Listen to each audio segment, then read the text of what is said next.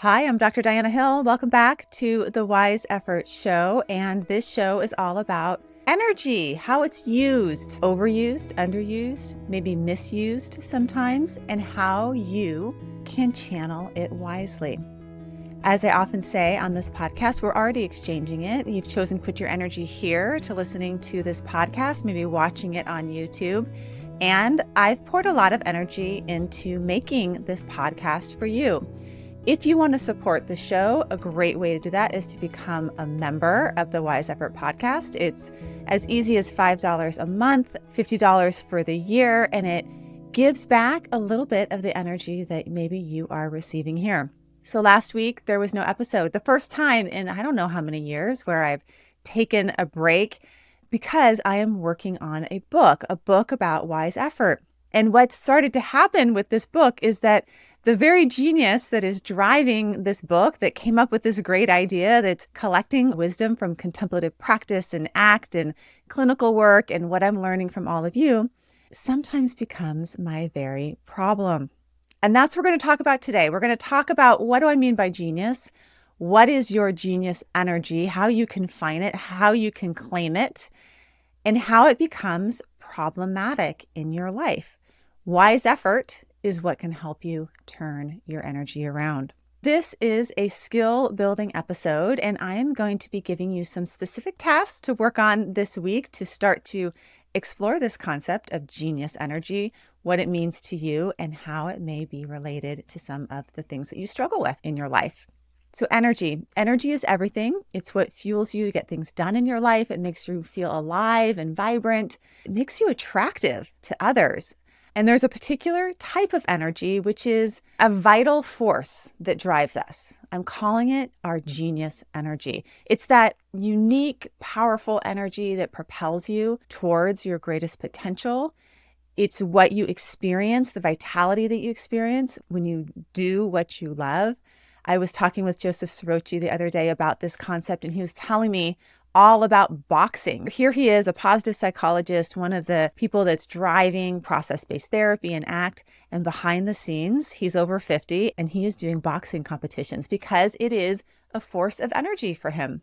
When we use it wisely, our genius energy, it can be a never-ending source of power. You feel energized when you do meaningful work, when you're jiving with a good friend, when you're surfing a big wave, when you're in flow on a creative project. It can make you feel like there is something bigger than just you. But when it gets off track, this same genius energy can send you in circles. You are treading water, going nowhere fast. I've shared here that I used to run a treatment program for eating disorders. I would have this sticker on my water bottle that said, "Your thighs carry you up the mountain." It would often catch my clients' eyes because that was the last thing that they thought about their thighs. But what I saw in every client that I worked with was something that they rarely saw in themselves. Their power, their unexpressed wisdom, their genius energy was being misdirected. It was that very energy that could carry them up the mountain of recovery, which is really hard to do. It's quite a beast to recover from an eating disorder. But it's also the very energy that they were using to starve themselves, prove themselves, run themselves in the ground. And I saw that in them and wondered, what mountains could they climb? What could they do if they put this energy in the right amount, in the right way, in the right spaces? You have that genius energy too inside of you. And when it's utilized well, it carries you up the mountains of life. But when it's misdirected, it leaves you feeling unfulfilled, stressed, and stuck. So let's take a little bit of a closer look at this. Hi, folks. This is Diana. In an effort to use my energy more wisely, I am changing this podcast up. We are going to every other week. This gives a little bit more space for the production of the show and a little bit more space for creativity and spontaneity and my ideas to open up, as well as a little more space for you to practice what you are learning here. In the meantime, I'm always posting on Instagram. You can check me out there. And I want to let you know about two things that are happening this fall that I hope to see you at. One is the ACT Bootcamp with Steve Hayes, Robin Walzer, Miranda Morris. We are going to be in DC in October, 4 days, hitting it hard, learning ACT in person, live. It's going to be pretty wild. And those are some amazing geniuses that you want to see on a stage. So come in October. You can check out the link at drdianahill.com. And second, I will be in Arizona leading a retreat in early November, Sedona, Arizona. This is for clinicians as well on ACT. So I hope to see you at one of those. So in this skill building episode, we're going to look at what is your genius, what is your struggle, and maybe what role is your genius playing in that struggle. So let's start with what is your genius. If you aren't sure you have a genius and you don't know what that is, don't worry. It's kind of an odd concept. But actually, I was just listening to an interview that a client passed to me by Rick Rubin, who wrote The Creative Act, and Jon Kabat-Zinn, who just came out with his 30th edition of Full Catastrophe Living. And in it, they said the word genius multiple times. So I'm not nutso for calling this your genius. And in fact, it's the very genius of your body that can help you feel from something like stress, which is the whole foundation of mindfulness-based stress reduction program that Jon Kabat-Zinn works on. And what he really talks about in terms of the role of physicians or the role of psychologists is actually to support you to create context for your body or your psychology to do the healing that it needs to do. So you have a genius within you, and sometimes it's easier to spot the genius in others before you can maybe define it for yourself. This isn't your IQ. I'm not talking about the Stanford-Binet intelligence scale here. It's the abilities that come easily to you but are hard for others. It's your strengths that you've depended on most of your life. Maybe it's your artistic or practical or emotional intelligence that you use to do good. It's your capacity for compassion or innovative thinking or insightfulness. It's what makes you original. So maybe you can persist where other people give up, or you feel empathy where other people turn away. You can motivate your team like no other at work, or maybe you can stay really calm under pressure, right? So there's lots of different types of genius energy. And sometimes it's easier to see it in others before you can see it in yourself. So for example, my husband, who I have been talking a lot about on this show, increasingly so. I used to never talk about him, but gosh, he's such an important person in my life, and he's the producer of this show. He's so behind the scenes, but makes everything run. He's been a teacher for over 25 years, and he is a genius in patience. He can sit for hours with a kid struggling on a math problem. He does not get frustrated. He can sit for hours with me hashing out a topic. He is so patient. He can just roll with my ups and downs, my extremes. My genius isn't quite so measured. He actually finds it interesting. He's in flow, right? Or my good friend Sonia Looney, who was on the show in the last episode. She's a world champion in 24-hour women's mountain biking, and she has a genius in stamina, determination. It allows her to pick up a bike, cross a river in the middle of the night, but also raise 2 young small children and go back to school, get her master's degree in positive psychology, all at the same time. She likes to call it a chip on her shoulder. If someone tells her that she can't do something, she's going to do it. I think that is her genius. Now, with both of these situations, don't get too ahead of yourself, but you can see how your genius, when overutilized or underutilized or misdirected, can become a problem. Yes, my husband can be too patient with me. Okay, so if you look around you, you'll see that pretty much everyone you meet has a genius. Think about your 3 closest friends. Can you identify their genius? I bet you can. How about your parents or your siblings? You can see that everybody has these unique strengths. Oh my gosh, these past weeks of the Olympics and the election, we've just been seeing genius right and left, right? So Michelle Obama, Steph Curry, Simone Biles, Paul McCartney, even my neighbor who has a knack at trapping live rats in something called the Have a Heart and then releases them into the wild is a genius. She has a unique genius for scrappy compassion. I assigned a client recently to look for other people's genius, which is one of the things that I want you to do. One of the first steps in discovering your genius is try and see it in others. Ask people what is their genius, see if you can identify it in others. And he said, did you ever watch Blondie live in concert in the 70s? She's a nuclear bomb. She's like raw and punk and hot as a blowtorch, owning it. I just couldn't stop watching her. That's genius, right? So I don't know. You're not Blondie. You're not Steph Curry. We all kind of want to be Michelle Obama after watching her speech. But when you sing your own song, when you make your own moves, when you do what you love doing, you rock it.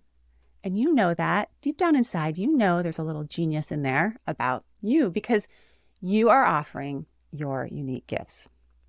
So the first step in discovering your genius is starting to see it in others. And you can also start to see it in nature, the genius of the nature that is around us. It's the genius of these oak trees that I sit in my little office here. They're so strong. They have this deep, deep roots. They have this incredible bark that protects them from fire and these little tiny oily leaves that help them in drought. There's a genius to these oak trees. And there's actually even a whole field of biomimicry that is based on nature's genius and how we can use nature's genius to solve our own problems. I'm going to have an episode coming up on this because I'm fascinated by biomimicry. I think it's because I'm a beekeeper. I think about my bees. When they want to go find something, they send one scout bee out to go find it, like to go find a new place to put their hive or go find the best patch of flowers. They don't send the whole hive out. They just send one bee. And we could use that genius, right? If you're out with a group of friends, just have one person look up the restaurant. You guys don't all need to look it up. Genius energy, it's everywhere. So I'm going to have someone on the show coming up that's going to talk to us all about biomimicry and the genius in nature, and in particular, what nature can tell us about trust. Okay, back to your genius. So you can look for genius in another person. Look for genius in nature. You can also use some psychological research to uncover your genius by looking at your character strengths. I've talked to folks about this on the show before. My good friend Alexis Karras, who is a positive psychologist, talks about the VIA, V-I-A, the VIA, which is at via.org, where you can take a test for free. You have to put your email in, but besides that, you take a test and it'll tell you what your top 3 strengths are. These are character strengths that fall into these main areas of like wisdom and knowledge. Do you have a strength in creativity or curiosity or love of learning? They fall into the area of courage. Do you have a strength in being brave or persevering or honest? And when you start to uncover your character strengths, you can start to see how it's part of your genius. So try those 3 things out. Look for the genius in others. Look for genius in nature. Take your character strengths test at the via.org and see if you can boil it down. If you could write it out, like maybe in a couple of sentences, what is my genius? What is my genius energy? And if you can, post it somewhere, send it to me, go to my website, send it to me. I'm super curious what your genius is. So here are some examples of genius that I've collected and see if you relate to any of them. But as you're generating that sentence to describe yours, this is an example of what it could look like. I'm emotionally sensitive and highly aware and in touch with other people's feelings. Another genius, I see the world differently than others. My neurodivergence helps me excel at thinking outside the box and solving problems in unconventional ways. Another one is, I'm a super motivator. I'm really good at helping people see the creative possibilities in their life, and I'm really good at making a strategic plan to get there. Another one that I really liked is, I can tolerate chaos. I can stay calm when everyone around me is losing their right? So you have a unique genius like that. But it doesn't end there. This whole episode is about how your genius is your problem. Second step to all of this, what is your struggle? So I mentioned that this episode came about because my own genius is my own problem. And this is an old problem for me. I would say my particular genius is in this combination, the space between emotional sensitivity and like diehard persistence, right? That emotional sensitivity and persistence has served me very well in life. I think it's why I'm a good psychologist, why I'm a dedicated friend, mother. It's what allows me to keep at it with this podcast or in an interview with somebody. I just want to know about them. Like I'm emotionally sensitive to them, but it's also been something that's tripped me up in life. We've all heard this. Your strengths are your weakness. In Jungian psychology, you have all the shadow side. So we have problems that have shown up over and over and over for us in our lives that keep coming back. When you're a psychologist, you see this in your clients. So they come in the door, every week's a different problem, but the theme is the same. The same is true for me. my problem tends to center around being too persistent, taking on too much, being emotionally sensitive to other people's stuff, and overdoing it. Too much on my plate. I'm writing 2 books at the same time, folks. My genius is my problem. Here it is again. It's a samsara, right? It's that cycle of suffering that we get stuck in. And even if you look at the word suffering in the dictionary, it's to carry. So you carry the same problem over and over again. So take a look at your problem. And what I want you to do is take a look at it from this angle of how it's been repeated over the course of your life. What is a cycle that you keep on getting caught up in over and over again? What is your samsara? And see if you could write that down in a sentence. What is your genius? Could you write that down in a couple sentences? What is your problem? Could you write that down in a couple sentences? Which brings us to the third task. How is your genius your problem? Now, this is sort of an oversimplified way of talking about it. Your genius is your problem, because I actually see it more as, how is your genius getting tripped up here?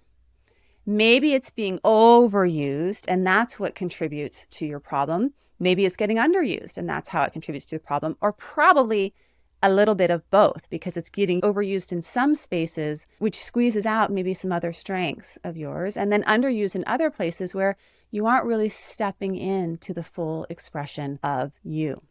In positive psychology, they look at these character strengths in terms of overuse, underuse is actually part of the exploration of your character strengths. So something like curiosity, when it gets overused, you just become nosy and annoying. You're asking too many questions. And when it's underused, you're not asking enough questions. And so you're kind of boring, right? You're not interested. Positive psychology has shown this sort of overuse or underuse of your genius can become problematic. You really want to get to that, what they call optimal strength zone, or the golden mean. But I think it's more nuanced than that. It's being more dimensional with your genius energy, knowing how to use it at the right time. And what I get really curious about is, why does that happen? Like, if we have this strength or this genius energy inside of us and we can use it at work, why can't we use it in the living room with our kids? Or why can't we use it with our mom when we're in a fight, right? What's happening there? I'm so compassionate here, but I can't be compassionate there. That's where psychological flexibility comes in. You want to use your genius flexibly, right? What's getting in the way of that? So we've explored your genius. We've explored your problem. Now we're going to explore how your genius is your problem. And there's 3 things that can get in the way of you using your genius wisely, of being in that optimal zone, the golden mean, whatever it is you want to call it. Wise effort. The first is when you are avoiding something painful. And maybe you're using your genius to avoid, or you're not using your genius because if you were to engage in doing that thing, it would be really uncomfortable. So you're running away. The second is if you are holding on too tight. You are attached. That's been a problem for me in lots of different ways, sort of attachment to trying to prove myself, or attachment to achievements, or attachment to making sure that I'm staying in line with the evidence base, but then also pleasing all the contemplative folks. And, it's an attachment to things staying the same, or attachment to ego, holding on too tight, attachment to feeling a certain way. That can block your genius, because actually engaging your genius energy doesn't always feel good and requires you to let go. The third way that your genius energy can get tripped up is when you are stuck in a story. Maybe you're stuck in a story like, I'm not good enough, or I'll be happy when, or I don't have enough, or I'm better than this person, or I'm worse than this person, or the story that it's all up to you to solve every problem. When you are stuck in a story about yourself, it blocks you from being who you are. Let me say that again. When you are stuck in a story about yourself, it blocks you from being who you are. First, you're going to identify what is your genius. You're going to do that by looking to others, looking to nature, ask people, what do you think my genius is, right? Take the character strengths inventory. Then you're going to take a look at your problem, where you keep on getting tripped up in life, see if you can write it down. And then you're going to ask yourself, how is my genius my problem? What am I avoiding? What am I holding on to? How am I stuck in a story? And how is this preventing me from using my genius wisely. All right. I want to know from you, what is your genius? What is your problem? How is your genius your problem? And you'll start to see it everywhere. Now, just in my household, I'll be going about my day. The other day, I was working on my computer, focused up, persistent, working on my book, totally into it. And my mindfulness bell went off. And I was so used to trying to turn off my phone of any kind of pings and dings that I turned it off really quickly and went back to my work. And my kid saw me do it. And he's like, Mom, what are you doing? You just silenced the mindfulness bell. And I was like, see, my genius is my problem. There it is, overused. I'm overly persistent in this moment on trying to get this project done, that I'm actually not emotionally sensitive to what I want to be emotionally sensitive to, which is being present, letting my mindfulness bell help me. So it's everywhere. You'll see it everywhere too. And I hope that you find this episode helpful to you in discovering your genius and how you can free it so that you can live a life that has a lot of vibrancy and vitality, but also is helpful to others, because other people need your genius too. And over the next few weeks, we're going to be exploring this concept a bit more. I'm going to be having people on the show to talk about their genius energy, how genius shows up in their life, how we can use wise effort to free it. And I'd love your feedback on what you think about this concept. So thank you so much for listening to the Wise Effort Show. I'll see you in a few weeks. Thank you so much for listening to this episode of the Wise Effort Podcast. Wise Effort is about you taking your energy and putting it in the places that matter most to you. And when you do so, you'll get to savor the good of your life along the way. If you would like to become a member of the Wise Effort Podcast, go to wiseeffort.com. And if you like this episode and think it would be helpful to somebody, please leave a review over at Podchaser. I would like to thank my team, my partner in all things, including the producer of this podcast, Craig, Ashley Hyatt, the podcast manager, and thank you to Ben Gold at Bell & Branch for our music. This podcast is for informational and entertainment purposes only, and it's not meant to be a substitute for mental health treatments.